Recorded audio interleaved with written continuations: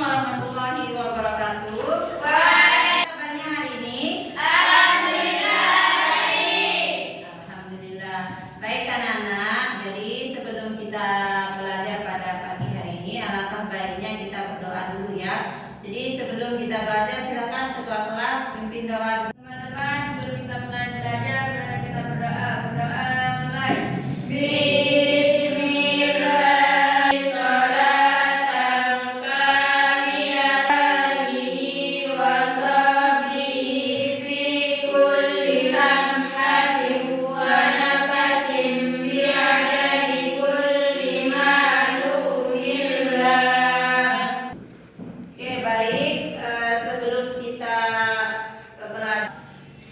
Novita Sari, Hadiroh. Siti Fitri, Hadiroh. Ina, Hadiroh. Linda. Hadiroh. Ada semua atau ada yang tidak masuk? Ada. Siapa yang tidak masuk? Urut. Berarti satu orang ya. Ya. Baik anak-anak, jadi hari ini kita akan lanjutkan pembelajaran kita tentang bakteri. Tapi kali ini kita akan berbicara bagaimana cara hidup bakteri. Nah, minggu lalu itu kita sudah belajar tentang ciri-ciri bakteri, kemudian bentuk bakteri, cara pertama itu akan menyampaikan tujuan pembelajarannya terlebih dahulu. Yang pertama, setelah kita mempelajari cara hidup bakteri ini, Ibu harap kalian mampu menjelaskan cara hidup bakteri, kemudian mengelompokkan bakteri berdasarkan kebutuhan energi dan oksigen. Yang ketiga, nah pertama, apa itu bakteri? Prokaryotik berukuran mikroskopis. Ya, jadi bakteri itu adalah mikroorganisme prokaryotik yang berukuran mikroskopis, artinya tidak bisa dilihat dengan mata Telat. kemudian hidup bebas atau sebagai Parasit. ketiga itu mampu hidup hampir di semua Lingkungan. Oke, kita lanjut. Nah, ini cara hidup bakteri berdasarkan sumber energi dan karbonnya. Yang pertama itu nanti dibagi menjadi autotrof dan heterotrof. Kalau autotrof, nah berarti bisa membuat makanannya sendiri. Nah, karena dia bisa membuat makanannya sendiri, maka bakteri autotrof ini dibagi menjadi dua. Ada fotoautotrof, itu energinya diperoleh dari cahaya matahari. Contohnya itu adalah cyanobacteria. Kemudian kalau kemoautotrof itu adalah bakteri yang mendapatkan energi dari reaksi kimia. Contohnya di sini ada Nitrosomonas dan Nitrococcus. Bisa dipahami? Bisa. Nah, yang kedua itu adalah heterotrof. Berarti cara hidup bakteri tersebut tidak mampu membuat makanannya sendiri, tetapi dia akan membuat makanannya melalui sebagai saprofit dan parasit. Kalau saprofit itu berarti menguraikan senyawa organik dari organisme lain. Kalau parasit itu dia akan menyumbang pada inang. Contohnya bisa inangnya manusia, kemudian hewan dan juga tumbuhan. Bisa dipahami? Nah, itu tadi. Sekarang cara hidup bakteri berdasarkan kebutuhan oksigen dibagi menjadi dua. Ada aerob, berarti bakteri yang mampu hidup atau memerlukan oksigen. Contohnya ada aerob obligat namanya. Jadi dia akan membutuhkan oksigen. Contohnya itu pada Mycobacterium tuberculosis ya. Kemudian kalau anaerob itu bakteri yang tidak membutuhkan oksigen. Contohnya di sini ada anaerob itu dibagi menjadi dua. Ada anaerob fakultatif. Nah, artinya apa? Dia dapat hidup tanpa atau dengan oksigen. Contohnya adalah Escherichia coli yang ada di dalam usus kita. Kemudian anaerob obligat itu tidak dapat hidup dengan oksigen. Contohnya di sini ada Clostridium tetani. Ini dapat menyebabkan keracunan pada makanan kalian. Ya, bisa dipahami? Bisa. Nah, contoh klasifikasi bakteri berdasarkan cara hidupnya tadi. Kalau fotoautotrof itu contoh bakterinya ada Cyanobacteria. Kalau chemoautotrof itu contohnya ada Nitrosomonas. Kemudian kalau sebagai saprofit atau pengurai itu contohnya Lactobacillus. Kemudian kalau sebagai parasit ada Treponema pallidum. Kalau aerob obligat ini contohnya Mycobacterium tuberculosis, dan anaerob obligat itu contohnya Cyanobacterium tetani. Ya. Sumber energi dan karbonnya itu kan dibagi menjadi dua. Ada yang autotrof, berarti dia mampu membuat makanannya sendiri. Kalau heterotrof itu tidak mampu membuat makanannya sendiri. Nah, bedanya di sini autotrof itu dibagi lagi ya berdasarkan cara memperoleh energinya. Dibagi menjadi dua. Yang pertama itu ada fotoautotrof, berarti dia mampu membuat makanannya sendiri dengan bantuan energi cahaya matahari. Artinya apa?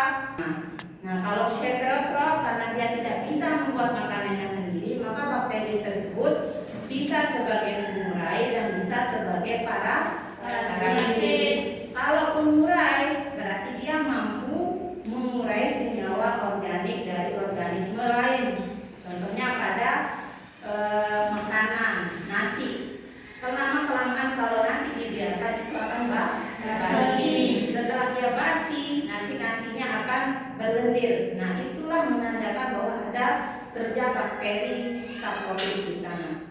Kemudian kalau sebagai parasit itu dia menumpang pada mulut atau dia menumpang pada inangnya. Jadi dia butuh inang. Ya, bisa dipahami? Ibu akan bagi kalian menjadi 3 kelompok karena satu orang yang tidak masuk. Jadi ada yang kelompoknya hanya 2 orang, kemudian yang lainnya jadi 3 orang. Ya, silakan duduk di masing-masing kelompoknya. Nah, sekarang kalian sudah duduk di kelompoknya masing-masing. Silakan kalian cermati isi video ini.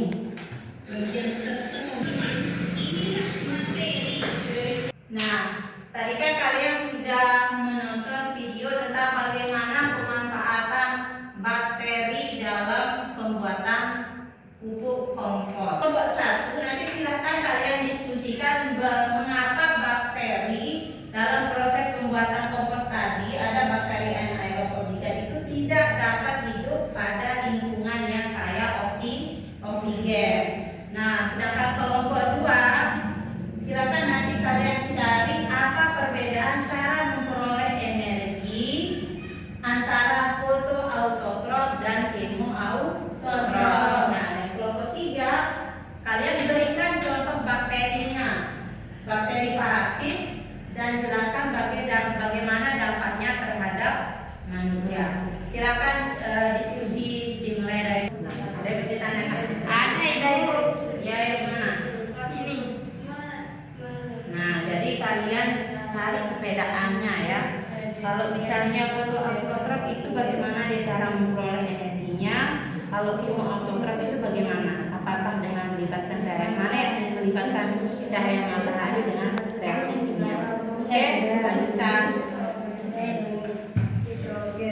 Kelompok 3 bagaimana? Ada yang mau ditanyakan?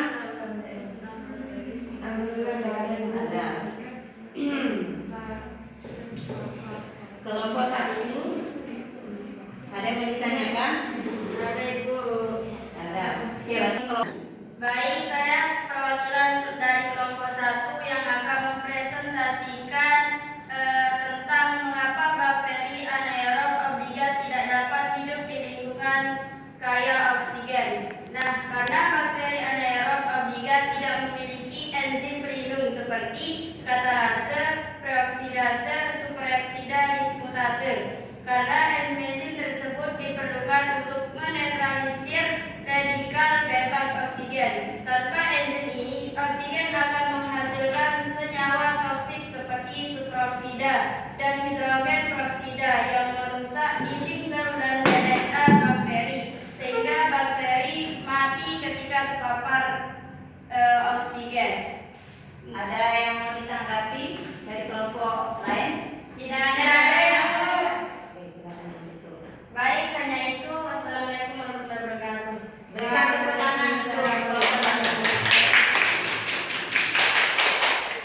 Silakan perwakilan dari kelompok 2.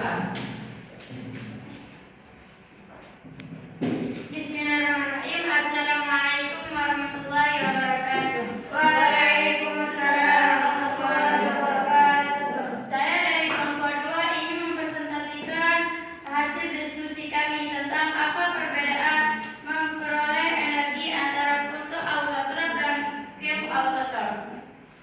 Jadi foto autotrop memperoleh energi dari cahaya matahari. Contohnya adalah cyanobacteria. Sedangkan cam autotrop adalah energi berasal dari reaksi kimia. Contohnya adalah nitrococcus. Oke, ada yang mau menanggapi?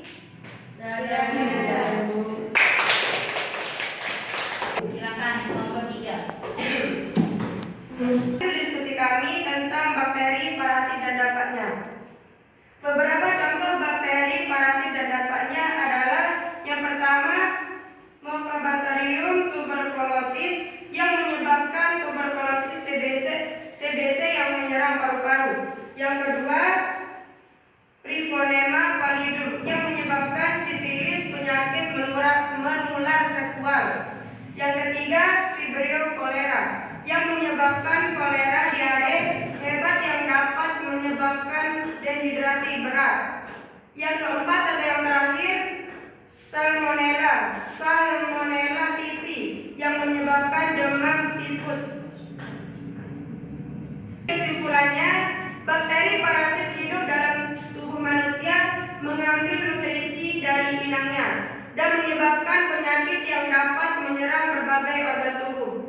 Baik, Ada yang perbedaan antara heterotrop dan Autotrop. Dan yang terakhir, apa dampak bakteri parasit terhadap manusia? Jadi kalau kita terkena bakteri parasit itu dapat merugikan baik manusia, hewan maupun tumbuhan karena dia menyerang inangnya, ya. Nah, jadi sebelum Ibu akhiri, apakah ada yang mau menyimpulkan materi yang sudah kita pelajari pada pagi hari ini? Saya, Bu. Ya, silakan Novi.